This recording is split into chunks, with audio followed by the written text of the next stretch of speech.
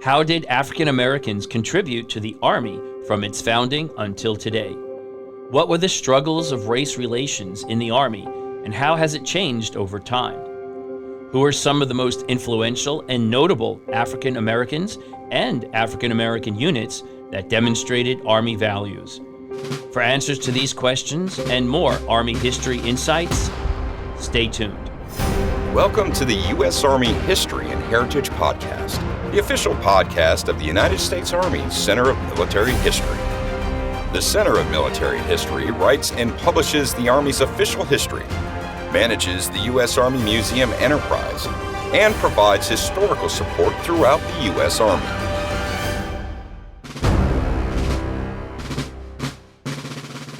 Hello, everyone, and welcome to the United States Army History and Heritage Podcast. I'm Lee Reynolds, the Strategic Communications Officer for the Center of Military History. In this episode, we're examining the role of African Americans in Army history. And joining me for this discussion is Dr. Isaac W. Hampton. Thank you, Isaac, for being here today. Thank you, Lee, for having me. It's a pleasure to be here. Great. So let's give a little information on his background. So Dr. Isaac W. Hampton II is the command historian at the Army Materiel Command at Redstone Arsenal in Huntsville, Alabama. Dr. Hampton is originally from Urbana, Ohio, and he is an Army veteran. Hampton earned his Ph.D. in 20th century U.S. history from the University of Houston, where his research focused on the condition of the African American officer's experience concerning unfair promotion, systemic racism, and the influence of the Black Power movement on African Americans serving in uniform during the Vietnam era. He received his master's degree in history from Texas Southern University and his bachelor's degree from Urbana University. He is the author of the book, The Black Officer Corps, A History of Black Military Advancement from Integration Through Vietnam, and that book was published in 2012. Well, again, thanks, Isaac, for being here, and that's an impressive list of qualifications. Thank you, sir. It's kind of a passion of mine to delve into the history of African Americans from a social military standpoint, social and cultural military standpoint. So, yes, and it's ongoing. Right. Oh, absolutely. So let's just jump into the conversation here. So we're just going to kind of do an overview. We're going to hit different eras of Army history and the role of African Americans during those eras, and we'll get into some of the key points here later. But let's just start. Let's look back all the way to the Revolutionary War. So what was the role of African Americans, and how did it change from the Revolution through the Civil War? Well, Lee, when we look at the period of the Revolutionary War, you have to keep in mind that during the time of the American Revolution, that the status of slave people had been institutionalized. And we see that we have a racial caste system based on people with African ancestry. So by the numbers, in around 1770, you had 462,000 people of African descent in the colonies. And we see that around 30,000 would actually be free African Americans in the colonies. That's about 5% of the total African American population. But when we look at the military component, we see that once the war is underway, that slaves would escape to British lines for protection by the Loyalists. And we see that there were more African Americans who sided with the British than with the American patriots. Now, let me give a little quick background on that. So we see that the colonial governor, Lord Dunmore, issued a proclamation in 1775 who would promise freedom to the slaves if they were willing to fight for the British Army. And so again, this is not the immediate stance that we see from the American side. So we see that this decree would basically follow the motivation of enslaved Africans in the American colonies to escape to British lines. Oh, wow. Now, if I can change gears quickly to the American side, we see that now African Americans fought early on in the war, listed in Concord. They were taking, pot shots at the British, and they were, informally part of these militias. But in November of '75, we see that General George Washington issued an order barring black soldiers from the Continental Army. Oh. However, due to manpower constraints in the conditions of the war in 1777, Congress will remove these restrictions. So again, manpower becomes critical. And I think that's a recurring theme that we're going to see throughout our Army history.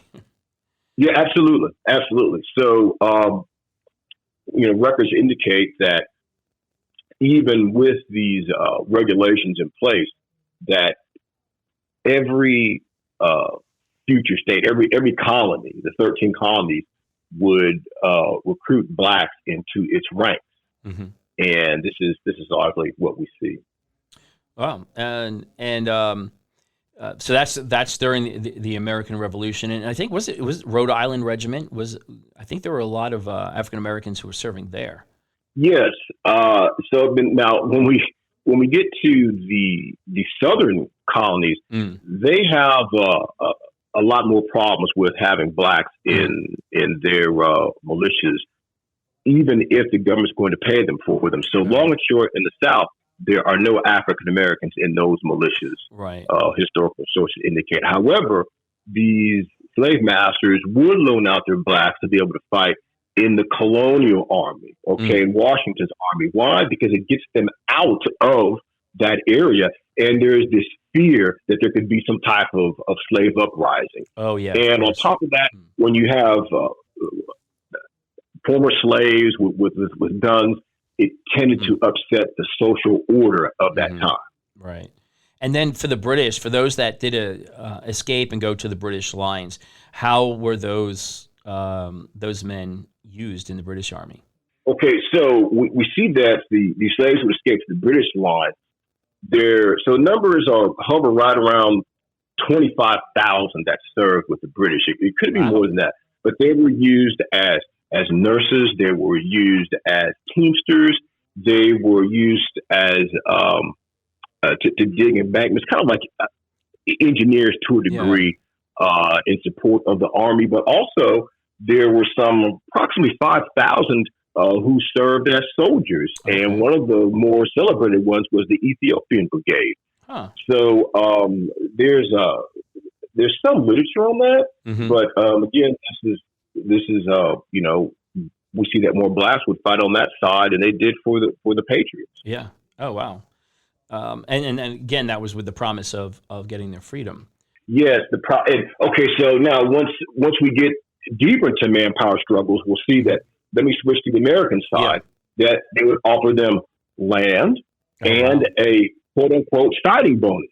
So the money was right around close to $1,000, the equivalent, and the land could vary to 20 acres, 10 acres, but obviously freedom as well. Yeah. Now, for the British side, it's typically, hey, we're going to offer you freedom if you come and fight with us. And we see that after the war ends, we find that the British, now they have all these people they promised freedom to. They would wind up in places like Sierra Leone, Nova Scotia, New Brunswick, across the West Indies. However, many of them, sadly, would wind up being put back into slavery when they wind up at some of these places. Yeah. So it's not always a happy story. Right. But what about on the American side? So were any of those promises kept? Well, on the American side, again, still mixed results. I would say more positive and negative. But for these slaves that were loaned out from the South, we see that these slave owners wound up keeping these monetary bonuses and would expect return of their slaves. Now, not all of them are going to return. We see that once that these slaves had served with these men in the North and fought, we'd see that there isn't a rush to return them back to the South after they kind of distinguished themselves. So again, but it's still going to be mixed results when we see, it wasn't a blanket that, hey, you fought, you're going to be free, particularly if you were loaned out from the South. Right. Now, moving forward from the Revolutionary War, I mean, still, we have slavery legal in the United States. But then what was the role, if any, in the Army post-Revolutionary War up through the War of 1812 and really into this up to the beginning of the Civil War? Well, so for the post-Revolutionary War period, the war to really talk about is going to be the War of 1812, kind of that second war with England, and really a crystallization point in African American military history. As we see that the governor of Louisiana, Governor William C.C. Claiborne, he would actually appoint a man of color by the name of Isidore Honoré to the rank of lieutenant. Oh.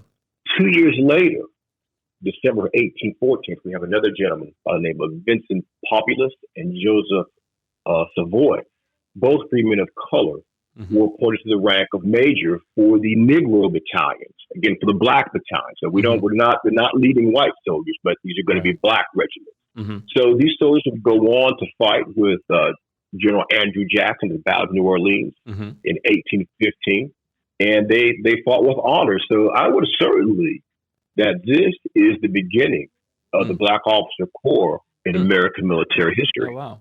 And those units that were formed, those all black units, where were they from? Because I would think in the South, that would be a tough sell, wouldn't it, to form black units with weapons in the South? Yeah, well, again, it's all about emergency manpower. When you look at African Americans across history, typically they're always an emergency source of manpower. And at this stage of the game, now we're talking Louisiana as well. Yeah. So they have a very unique relationship in history when it comes to these social relationships with people of color. And keep in mind, many of these people are going to be of mixed ancestry. Some could obviously pass with a wink and a nod. But again, we see that in times of crisis, you don't care what color folks are if they're going to help you get to the end state of winning in a war. So again, we see this played out time and time again. Right. And the Battle of New Orleans is a great case in point. And then beyond the War of 1812 into the 1820s, 30s, 40s, did we see any expansion of the role of African Americans in the Army? Yeah, now we see a closing of ranks in the Army, largely where there really aren't any African Americans serving in the regular Army. Now the Navy is a different case. I know we're talking about Army units, but the Navy, you always had deckhands and crewmen who would be of African American descent serving on these ships because that's kind of a unique job that not everybody wants to do. Right. But we largely see a closing of the ranks in the American military as we are heading towards the Civil War. And you have to remember, this is the backdrop of antebellum slavery. Yeah. We see that slavery is of all the land. It is illegal even to have people who were enslaved to learn how to read and write. Oh, yeah. And so now, and we do during the period the antebellum period, you have more free blacks living in the South than you do in the North. It's not exponential. But it's certainly by the thousands. I don't mean 50 or 60,000, but I want to say those numbers around 220 to 270, kind of a 50-50 in both areas. And then as we then approached the Civil War, I mean, going into the Civil War, how did the expansion or the use of African Americans in the Army change? Well, so now at the outset of the Civil War, officially, again, there's no blacks in the regular Army. Now, leading up to the Civil War, you see these militias who would support the Union economy, Bloody Kansas and things like that. You do see blacks who will unofficially fight and serve with their white counterparts. So again, but this is nothing official. Right. We really don't see African Americans officially serving in uniform until after General Order Number 143, which was issued by the War Department in May of 1863. Now, we do have the Oh. Military Adjustment Act of 1862, Mm-hmm. which made it legal for African Americans to enlist in the United States Army for the purpose of, and let me be clear, constructing entrenchments, performing camp services, or any other Right. labor. Mm-hmm. They can also serve in the Navy legally. Hmm. But we don't see the arming of blacks really until after 1863. Oh, wow. And that order really created the Bureau of Colored Troops, Mm-hmm. which designated African American regiments as United States Colored Troops, or Right. what do we say on their belt? USCT. USCT. That's So right. this is Yeah. so that's going to be the origin Mm-hmm. of really how we get black service members post 1812 Right. in the Army, at least. And I think the authority for that was, I'm just guessing here, but was that the Emancipation Proclamation? Absolutely. So after the Emancipation Proclamation is passed in 1863, this is what really gives Lincoln that legislative top cover of okay. Mm-hmm. I'm going to take it one step further, and again, it's another manpower consideration, but it's also to help destabilize the Confederacy, because remember, the Emancipation Proclamation Mm-hmm. only frees slaves in the rebellious state. It is not free slaves Interesting. Yeah. who are part of the Union, and we have a couple of the border states that certainly are still practicing slavery. Mm-hmm. Yeah, and that came as a result, I think, of the Battle of Antietam. I think Lincoln used that victory. He felt strong enough to then issue the Emancipation Proclamation. So tell me about the formation of these. Now we have this order. Tell me about the formation of these all black units, or what was called the U.S. Colored Troops. Yeah. So let me just refer back when we talk about.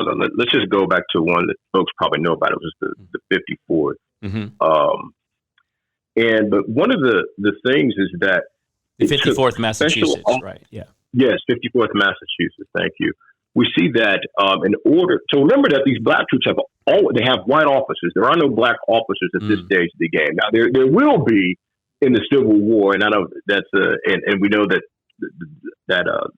particularly in Louisiana, there's a call up because there is a black militia that's there. But let me stay on the northern side for a moment. That it takes a special officers. They have to go to this special school in the East that tells them this is the management and soldiering of black troops. Okay. And so they almost believe that it takes a certain mentality that these leaders have to have, these officers have to have in order to manage and soldier troops of black descent. So, but remember, there's a lot of resistance to this because you just think of all of the stereotypical or white superiority ideas about the inferiority of blacks, the fact that they're not intelligent enough, the fact that they break under pressure, they're cowardly, they don't have the intelligence. So again, it's another experiment to where we see African Americans having to really work against all these forces to distinguish themselves in battle. Yeah, but the 54th Massachusetts, and they really went on to distinguish themselves, I think, especially with the attack on Fort Wagner in South Carolina. Exactly. And there was a Medal of Honor recipient from that battle as well. Yeah, it would have been Sergeant William H. Carney, July 1863, again at the Battle of Fort Wagner, and I'll reference the great movie of Denzel Washington and Morgan Freeman, Glory.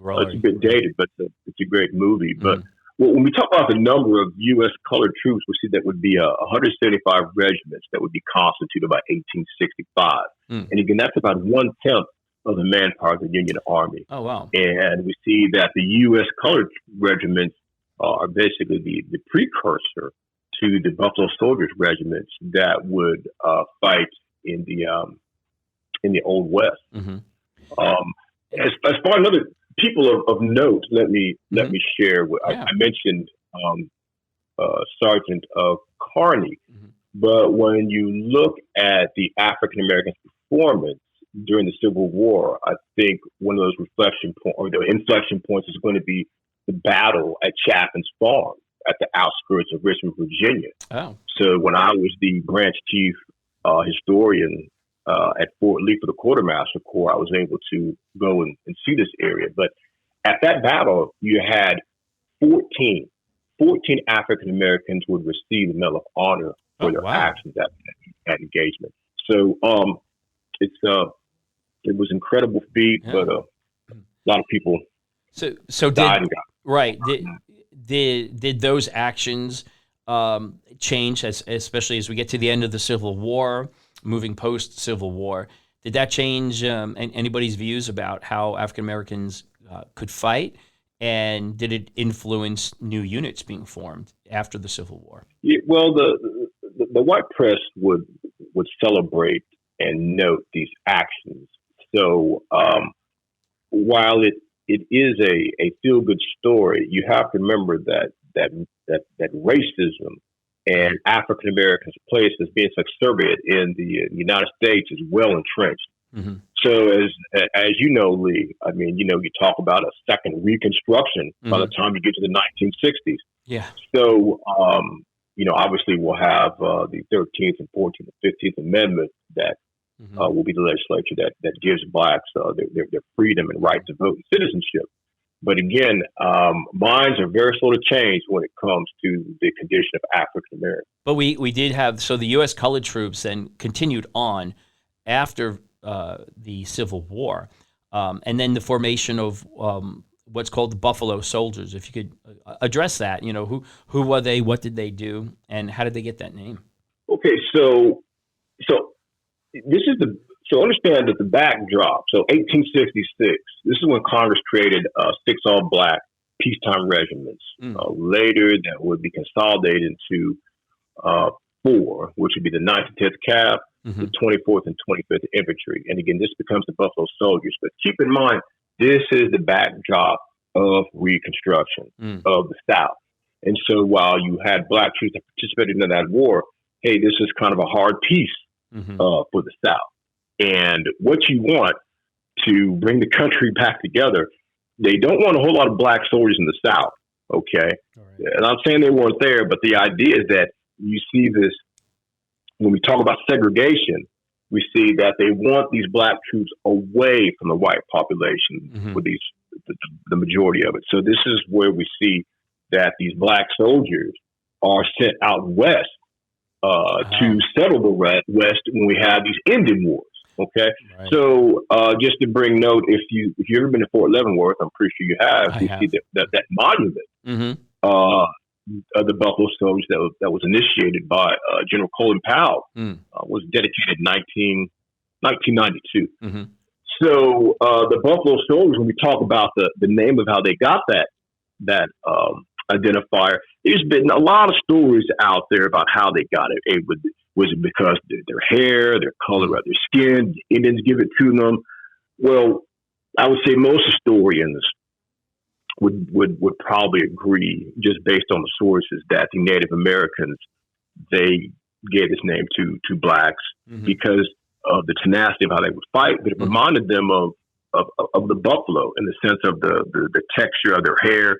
And the Native Americans, that was their quickest reference point, in the sense that the buffaloes were very renowned in their culture, a sense of strength, a sense of vision, and they weren't used to seeing these African Americans fighting out there. Oh yeah. So, but let me dispel one more thing. So, look, these African Americans, when we talk about the Buffalo Soldiers, these are frontier troops, right? And when you think about the construction of these towns, the protection of the males, the protection of these ranches, keeping the Native Americans at bay from this American expansion. It's not the white cavalry troops. It's the Buffalo Soldiers. Wow, it's amazing. Yeah, you don't hear a lot about that. Yeah. No, you don't. You really don't. But when you look at even the equipment they have, the Buffalo Soldiers always had the slowest horses, the worst equipment, and just the things that our frontline soldiers, tip of the spear today, they have the best of the best. But back then, largely because of who they were, they had the worst of the worst. Now, they did have white officers that would soldier them. They look, Black Jack Pershing. Right. He spends time during the next impunitive expedition leading African American soldiers. But one of the key things is that you had a degree of white officers, a number of white officers who did not want to be associated with leading black soldiers. However, the caveat was if you do this, it could be quicker promotion. Oh, interesting. So wow. that's kind of the side of the other coin. Mm-hmm. Now, as far as someone to highlight, don't let me get too far off track here. When we talk about the Buffalo Soldiers, let me highlight Kathy Williams.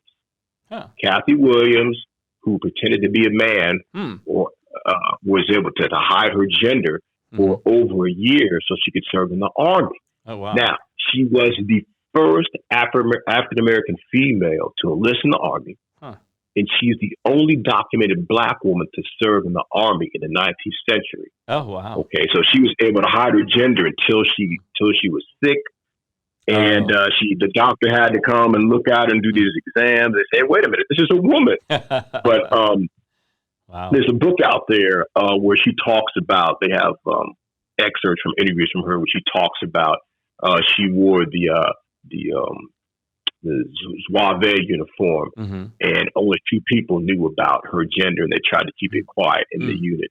But she was obviously discovered. So again, Kathy Williams, a very interesting person in American military history who worked with the Buffalo Soldiers. That's fascinating. Yeah, that's a piece of information I didn't know about. So I'm going to look more into that myself. And where did she fight? So, or participate? Was she in the westward expansion in the Indian Wars? Yes. So she served with the Buffalo Soldiers. So again, she was out there on that frontier. Well, probably there isn't a whole lot of rules being followed. So again, that's how she was able to keep that undercover for so long. A year's a long time to get by with that. Yeah, that's pretty amazing. So you mentioned the 9th and 10th Cavalry, and then as we got closer to the new century, we were engaged in the war with Spain, or the Spanish-American War. But didn't they participate also in Cuba? Yes. So we see that the first black regular Army troops to mobilize for Cuba were the 9th and 10th Cav, the 24th and 24th Infantry. And we will see that they will be sent from the West, where kind of with really no white folks around, down to Florida. Now, Florida was dogmatic in its vitriolic type of racist towards black people. And the fact that these men were down there in uniform, there's a quote from the Florida paper that says something along the lines of, well, we don't care if Negroes are in uniforms or not. They will not be treated any different than our civilian citizens, which was not very well. So now let's talk about what was the urgency to bring these 4 black regiments online to go to Cuba? Well, let's discuss that. One reason is going to be that the War Department assumed that blacks possessed a natural immunity to the humid climate and tropical diseases. So they think that, hey, we can send them down there as embedded with our white troops. They can take the brunt of the fighting because they have these immunities. Well, that's obviously not true. Right. But we see that black troops would have they willingly went. There was an excitement about going down to Cuba, and look, Lee, you can tie this from the Civil War, the Revolutionary War, through the Korean War, is that African Americans wanted to distinguish themselves on the battlefield so they could win respect for the race. They would hope to gain more civil rights, political rights, access. So these are some of the main drivers that we see with this. Yeah, and I think that's mentioned this a little bit earlier, but that's a recurring theme here. Is the African American units were called up, sent out at desperate times. And they distinguished themselves, and the fact that they fought as hard as they could, despite how they were being treated back home. So I think that's a testament to who they were. Yeah, and they're carrying. It's not fair. Mm-hmm. I can tell my daughter, hey, take fair out of your vocabulary. Yeah. But we see that these officers are carrying the weight of representation for the whole race. There's a quote I read some time ago, was from a black officer, part of the 8th Illinois Regiment. So obviously he's not a regular Army unit, but he told his men, if we fail, the whole race will shoulder the burden. Wow. And one thing, let me share this, is that when you look at people of African American descent in and out of uniform, if they have a platform where they're going to be out and be seen and have these responsibilities, that there's an old saying that when white folks come to work, they go there to do a job. But when black people with a platform come to work, they go there with a responsibility.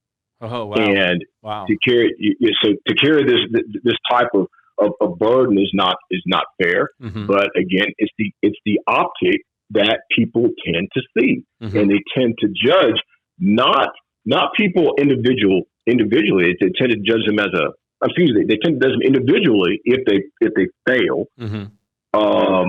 If they succeed, it's individual, but if they fail, it's for the group. It's the race, right? So if they do really well, it's always the exception. So I didn't want to go too far off, but that's the background. And then just to touch again on the Spanish-American War. So these units, they served in the war. They really distinguished themselves again. And you mentioned Blackjack Pershing earlier. So that's who we would know as General John J. Pershing. But I think he was the leader. He commanded. I think. I don't remember if it was the 9th or 10th, but he was with them in Cuba, I believe. For sure, obviously, he goes in the punitive expedition after Pancho Villa. Right, yeah. So, yeah, he I know he was with them, I think, in Spain, but then 20 years later, 15 years later, we have the punitive expedition. And so talk to us about that again. So, but between that Spanish-American war, or the war with Spain, and the punitive expedition, which I believe was in 1916, 17 time frame. Exactly. Yeah. Right. Yes. First time we use air power for recon. Actually, we don't count balloons in the Civil War.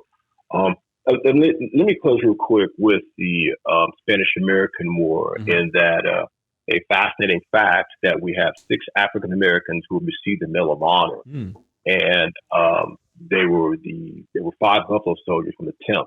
The 10th Cav, and 1 sailor. And so again, for reference, there's a great documentary called The Crucible of Empire. Very good documentary, kind of long. And the other book I'd recommend is Smoked Yanks by Willard B. Gatewood. Okay. And so getting into the Mexican expedition, was there any change in the role of these African American units? And then how did Pershing, who had a lot of experience with them in the past, how did he use them in the Mexican expedition? Yeah, Pershing had experience working with African Americans. When you look at the literature, it was nothing out of the ordinary. Largely because when Pershing entered Mexico, the expedition lasted, I think, over a year. He would send his interpreters, and they say, "Hey, where's Pancho Villa? Tell her where he's at. Don't start a Pancho Villa." And their response was, he's más allá la montaña. The translation is, he's over there, someplace over the mountain. So again, you have one of the great Mexican heroes. Hey, they're not going to help the Americans get this guy. So yeah, it was an effort, but they weren't going to catch Pancho Villa. So then, we're involved in that punitive expedition, as you said, for about a year or so, and then we've got World War I coming up. So I know Pershing is taken out of there and sent overseas, and starting to put together a force to go and fight in France. So what was the role then of African Americans in World War I? So we see roughly 400,000 African Americans would serve during the Great War, also known as World War I, with right around 10,000 seeing battle. Now, again, we see the vast majority of African American soldiers would be in support roles, stevedores, supply, teamsters, transportation, this sort of thing, where they are not in combat roles. And there really are, well, I'll get to that in a minute. Early on, there's really not hardly any black officers, but I'll get to that in just a moment. But we would see that Pershing, the big thing is that controlled American forces would be under for Americans. We're not going to give our guys to the French. But Pershing does promise the French he will give them some soldiers. And he winds up, he has to find a way to get these blacks off his hands. So what he does, he gives regiments of the 93rd Division to the French. Now, stick with me, the French, who are a colonial power at this time, they have experience working with people from African descent. They have troops from Senegal, and so they have experience employing black soldiers in combat. So we will see that, particularly the 369th Harlem Hellfighters, the soldiers from the 93rd, they would be equipped as French units.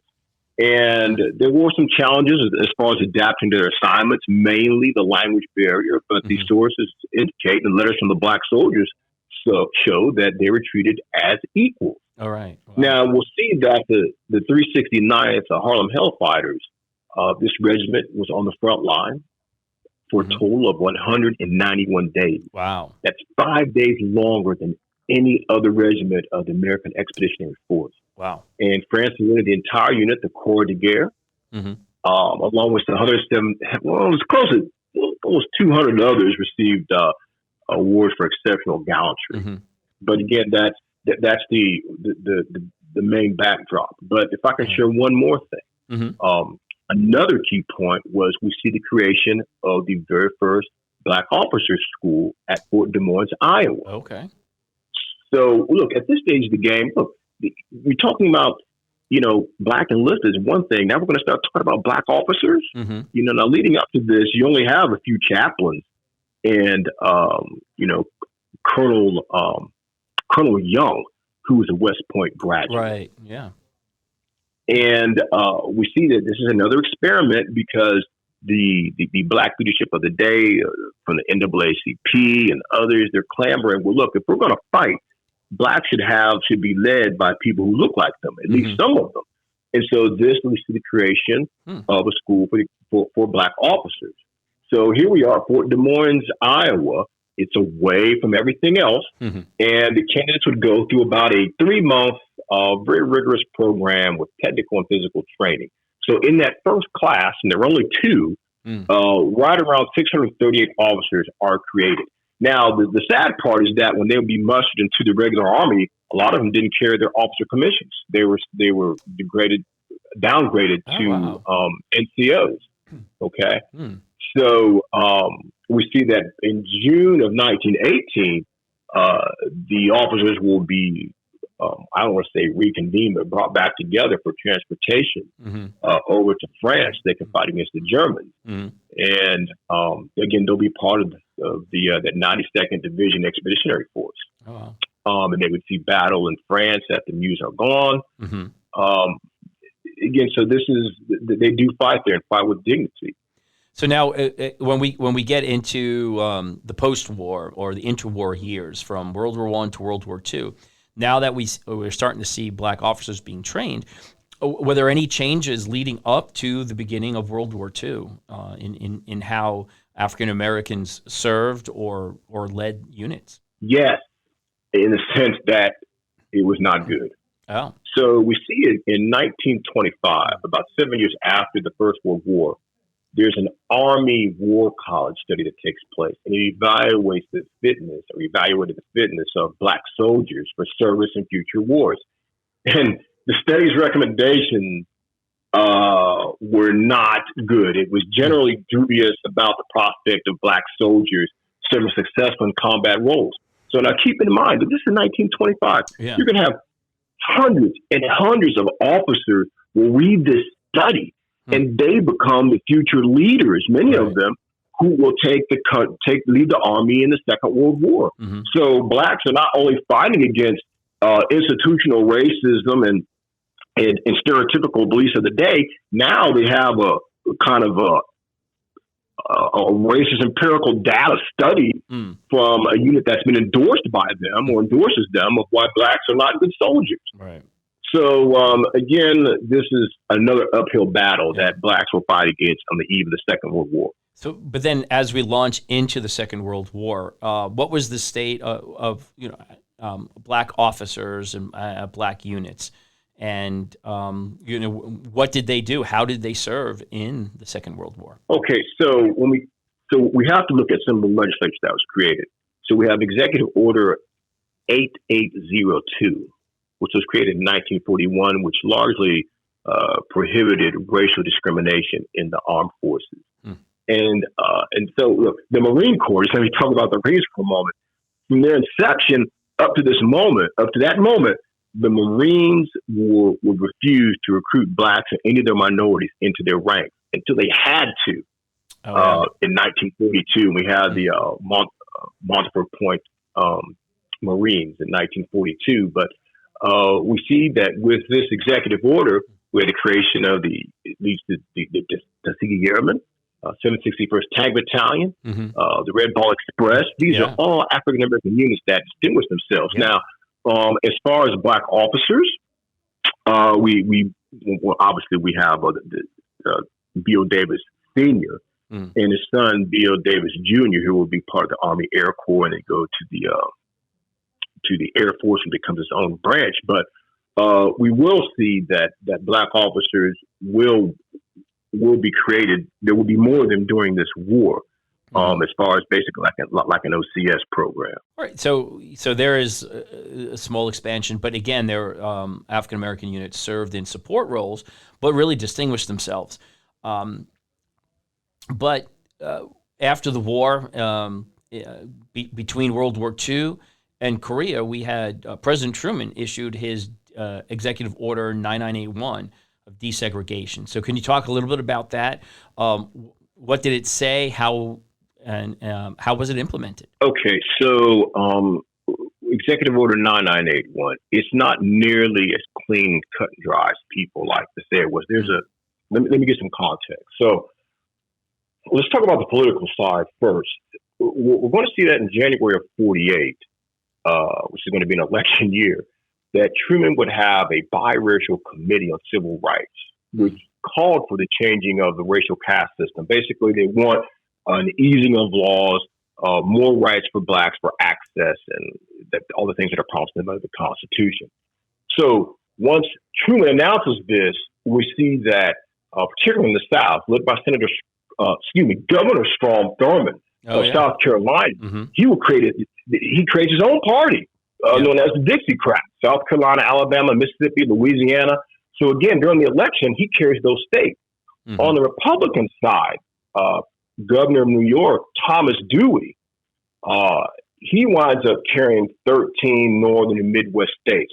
So by a plurality, Truman wins the election, but the black voting bloc carries the day for him. Now, I've got one little out sequence, but let me get behind that. So now, there's some international push factors, and the international factors are this. In February of 48, a communist coup takes place where? In Czechoslovakia. Today, modern Slovakia and the Czech Republic. I'm sure you remember Czechoslovakia. My daughter doesn't. It's not on the map anymore. But so with that, we see that black leaders such as A. Philip Randolph, the NAACP, New York Congressman Adam Clayton Powell, they bring up the fact that blacks are unwilling to serve again in a Jim Crow army. And what does Uncle Sam do? They reinstate the draft in March of 48. And blacks are large, like, oh, wait a minute, we're not going to do this again.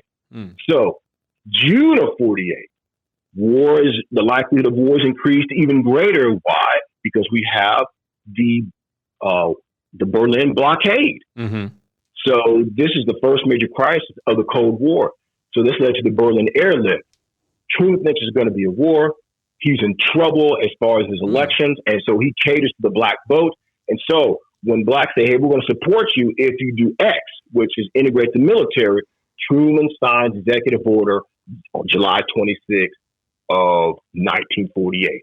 So again, that is the backdrop behind it, where we get this black support, which takes us up to the election. And then how was it implemented? So did it mean all of a sudden we have integrated units? Yeah. So the thing about this, I've been able to interview through my research several African Americans who were in the Army back then, and within the ranks, their leadership told them, "Hey guys, nothing's going to change. Don't worry, nothing's going to change at all. You blacks going to be treated any different."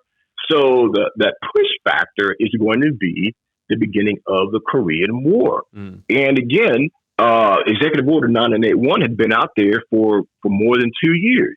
Wow. But it becomes a manpower need of where we see that black regiments had been not oversupplied, but their built numbers were above strength. So they were a natural manpower flow to send over to South Korea to help stop that gap. So again, it always comes down to the emergency manpower question again, Lee. So that's where we're at. Yeah. But So, I think the big picture is political component, a manpower component, and a civil rights component. Yeah, definitely. Because even though the order was issued in 48, I think at least on the active duty side, the Army, on paper at least, was integrated, I think, by 1954. So it took a while to get full implementation. Takes a while. Yeah. The Reserve and Guard, I don't think fully implemented really until later. I think the Reserve was late 50s, and the Guard, if I remember right, it wasn't until 1964, 65. But again, then we're into Vietnam, and so it becomes an issue there for need for manpower. But also, a lot of the units that the National Guard was slower to integrate when you consider a lot of the units, the National Guard units in the South, I think just pushed back on that. Right, and there's so much local politics involved. I mean, heck, black people have a hard time even voting back then. Yeah. Much less we're going to let you in the military. But now, as we move forward into integration, expanding the role of African Americans, you're starting to see a lot more African Americans as officers. So let's talk a little bit about the importance of the role played by the historically black colleges and universities in creating the Black Officer Corps. Absolutely. So HBCUs, historically black colleges, universities.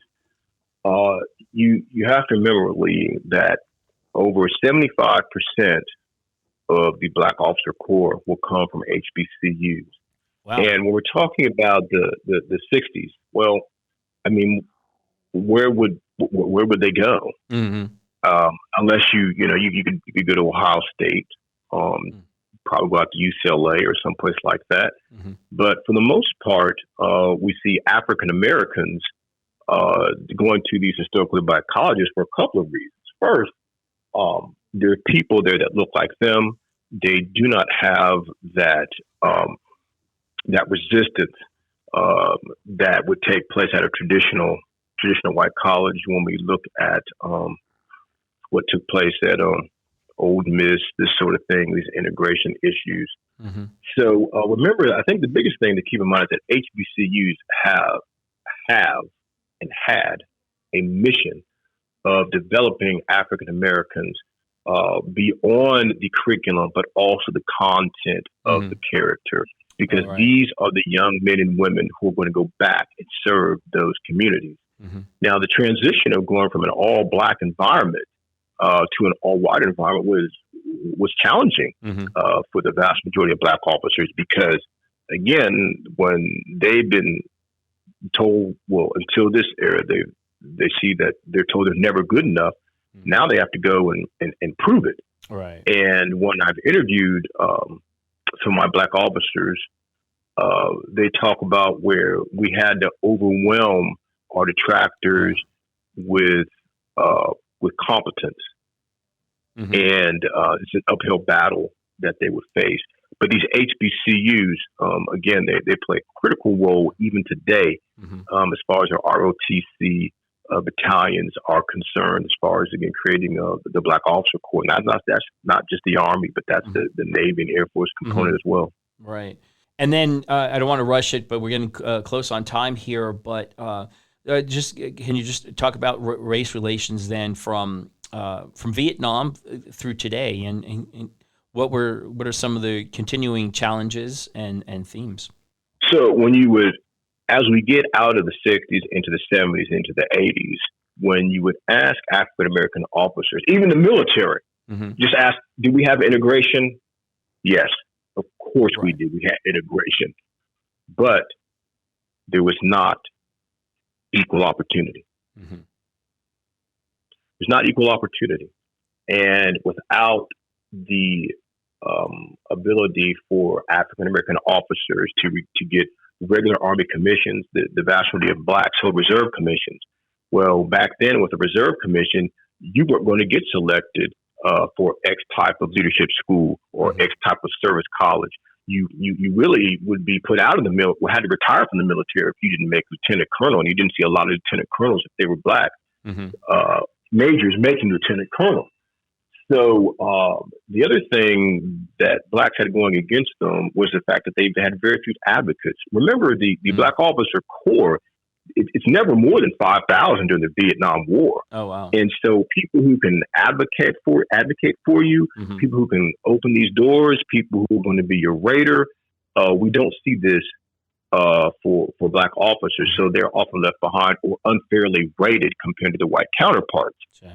And if you read my book in the Black Officer Corps, the Butler study clearly indicates that for the better part of from 1964 to 1973, black officers were rated 10 to 15 points lower than white officers, with education and assignments being equal. So if it's not your education and it's not your job performance, what else could it be? Yeah, and today, when we look at things today, how there's a lot of talk about diversity, inclusion, equity. What just as a final comment on all this, how would you say we stand today? Look, I would put it this way: look, there is still work to do. Yeah, still work to do. The Road for Diversity, Equality, and Inclusion project that is always under construction. But remember that talent is indiscriminate, and excellence knows no color or gender. And look, we have history. It tells us that we must be vigilant and proactive in ensuring that our army, our society, recruits and brings in the best people from all ethnic and racial backgrounds. Because when you build up these HBCUs, a stronger Black America, it makes a stronger collective America, and that's good for everyone. All right. Well, good. Well, thank you, Isaac, so much. This has been a great discussion. I know it deserves a lot more time, but it's been a really good overview of the role of African Americans in Army history. But before we close, we've got our segment called Who At Trivia. So do you have a piece of significant Army trivia, something that you can wow the audience with some piece of Army trivia about the role of African Americans in Army history? Yes, a piece of trivia is going to be that during World War II, how many African Americans received the Congressional Medal of Honor? And how many was that? That number was 0. Wow. Because it was understood but unspoken that no African Americans would receive the Medal of Honor, the nation's highest military award. Now, post-World War II, we have a relooking at these significant actions written by officers about blacks who were deserving, but this is what was happening. So it's a sad story, but we have to look at history the way it was, not the way we would like it to be. So that's where we're at. So I wish I could on a higher note. But like you said, there has been an effort on the part of the Army and the military in general to go back and look at previous conflicts. I mean, even World War I, World War II, Korea, Vietnam. A lot of these actions by African Americans and other minorities are being relooked, and a lot of these medals have been upgraded to medals of honor. So absolutely. If I could just give me 1 more minute, if I can share a person's name. A name to remember is William Henry Johnson. Yes. William Henry Johnson, there's a lot written about him, but this man had an amazing feat of bravery. And in 1918, in the Argonne Forest, this man fought hand-to-hand with Germans, suffering 21 wounds while rescuing a fellow soldier. And he was finally awarded the Purple Heart in 96. And in 2015, President Barack Obama finally awarded him the Medal of Honor. Yeah, his story is fascinating. We highlight his story on our website and on our social media. So it is a fascinating story. Thanks for bringing that one up. Yeah. Well, thank you, Isaac, for your insights today about the role of African Americans in Army history. And if anyone wants to learn more about the history of African Americans in the Army or learn more about Army history in general, then I encourage you to explore our website at history.army.mil. And if you want to experience Army history every day, then visit our social media sites on Facebook, Twitter, and Instagram. Thanks for joining us today on the United States Army History and Heritage Podcast.